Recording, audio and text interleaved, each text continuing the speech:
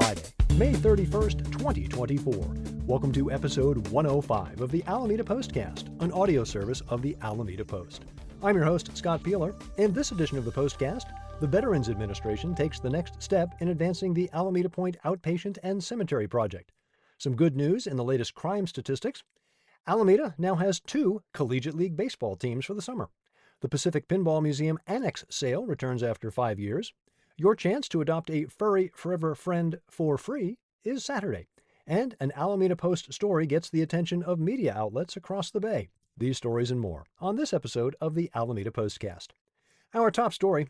As far back as episode 29, we've been talking about the problems with Alameda Point and perfluoroalkyl and polyfluoroalkyl substances, better known as PFAS or forever chemicals.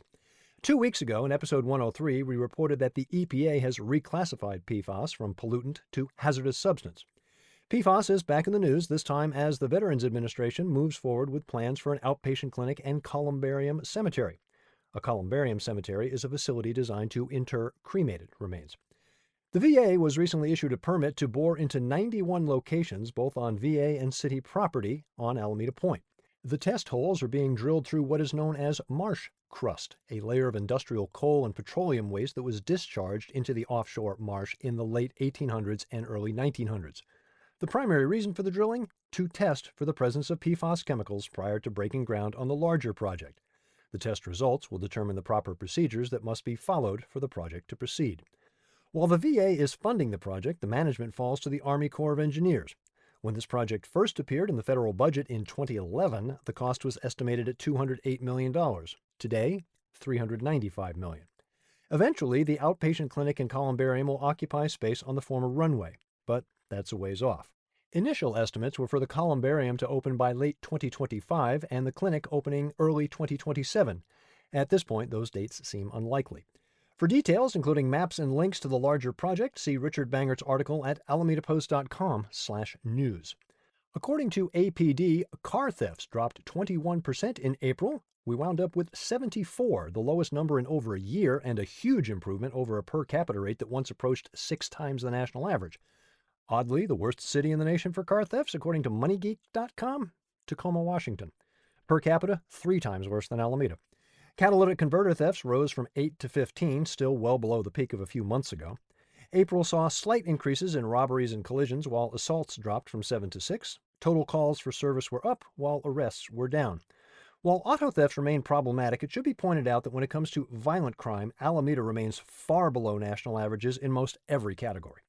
To take a full look at the numbers, including links to detailed reports, see Adam Gillett's article at alamedapost.com/news. Last year, in their inaugural season in the Bay Area Collegiate League, the Alameda Anchors took the league championship. They're back this year and looking to defend their title. They'll be doing it under new head coach Josh Passanelli, assisted by Gunnar David. Last year, the Anchors were led by Dustin Cheney. Due to a medical situation, he was replaced by Derek Livingston, who finished out the championship season. Dustin's now back in the dugout, but as the head coach of the revived Alameda Merchants. You might remember the Merchants as a senior Babe Ruth team all the way back in 1977. The Merchants were the runners-up in the 1988 Babe Ruth World Series before becoming a Collegiate League team in 2012, winning back-to-back Golden State Collegiate Baseball League titles in 2012 and 2013. The Merchants disbanded in 2016 but are now back, thanks to the success of the Anchors and the work of Anchors and now Merchants owner-general manager Tony Sacacci. Both the Anchors and the Merchants will be playing home games at College of Alameda's Pat Bale Field. However, on various Sundays throughout the season, home games for both teams will be played at Laney College in Oakland. And yes, despite being in 2 different leagues, the 2 squads will face off against each other at Pat Bale Field on Friday, June 7th at 6 p.m. By the way, since these are collegiate squads, some of the Anchors and Merchants players and coaches are in need of host families here in Alameda. For details on how you can help out and for ticket and scheduling information, see Gabriel Caraballo's article at alamedapost.com/features. From the collegiate leagues to the pros, Alameda's Brian Wu looked sharp through 6 innings last Sunday in Washington, holding the Nationals to 1 run. Trouble started in the 7th when he allowed consecutive singles to put the first 2 runners aboard. Relief pitcher Ryan Stanek allowed those runners to score, charging them to Brian. In the end, a no decision for Wu, despite a quality start of 6 innings, 3 earned runs on 5 hits, 1 strikeout, and 1 hit batsman. The Mariners did win the game. Next up for Brian, he takes the mound tonight, Friday, in Seattle against the visiting Angels. His record stands at 2-0 with 2 no decisions to go along with a sparkling 1.66 ERA. Tonight's game is featured on Apple TV+. Walking down Webster Street, especially on a warm day, hard to miss the sights and sounds of the Pacific Pinball Museum.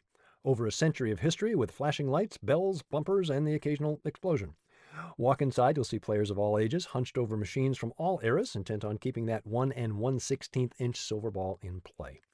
The 100-plus machines you see at the Webster Street location is just a fraction of PPM's collection, and this weekend they invite you to Alameda Point for the Pacific Pinball Annex Surplus Games Sale, their first since 2019.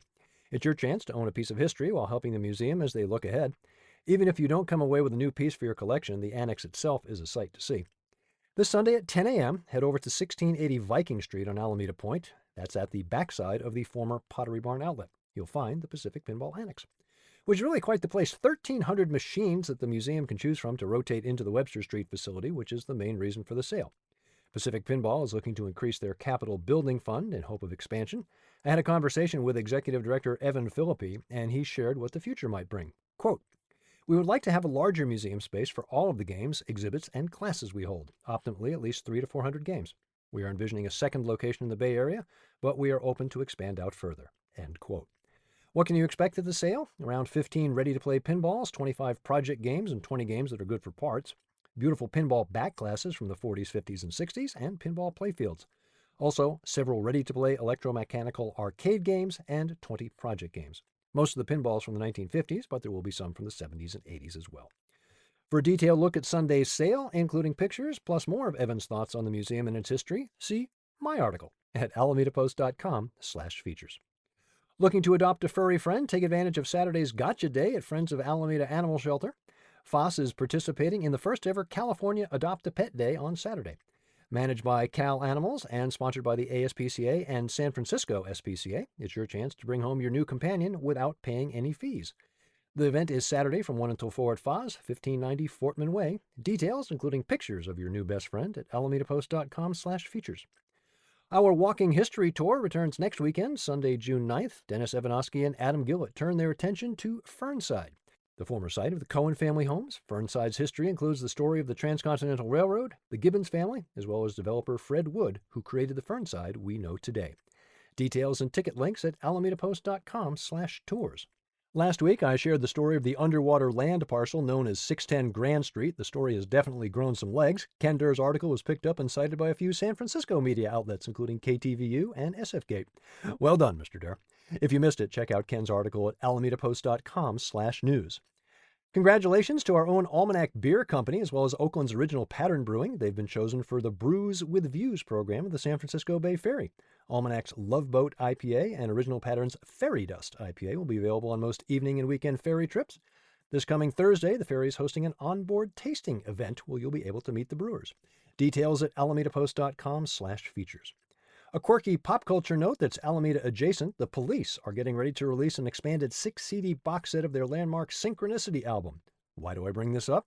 Because discs 5 and 6 are a previously unreleased live concert recorded live at the Oakland Alameda County Coliseum, September 10th of 1983. Nice memento if you were there. Turning to alamedapost.com/events, the Pulitzer Prize-winning play Doubt opens at Altarena Playhouse Friday, written by John Patrick Shanley of Moonstruck fame.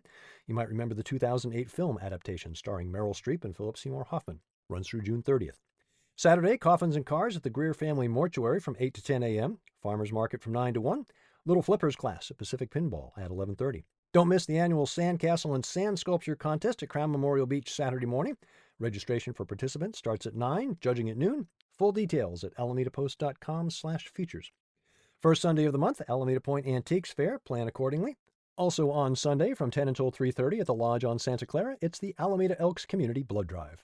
More events at alamedapost.com/events. Looking ahead, mark your calendars for Saturday, June 22nd. That's when the Rock and Roll Beer Stroll returns to Alameda. Your chance to sample local beers plus some local nibbles.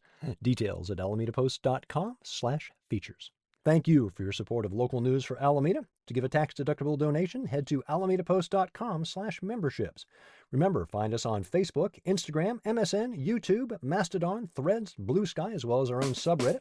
And don't forget to subscribe to our channel on Apple News. Find the Postcast wherever you get your podcasts, or simply tell your smart device to play the Alameda Postcast podcast.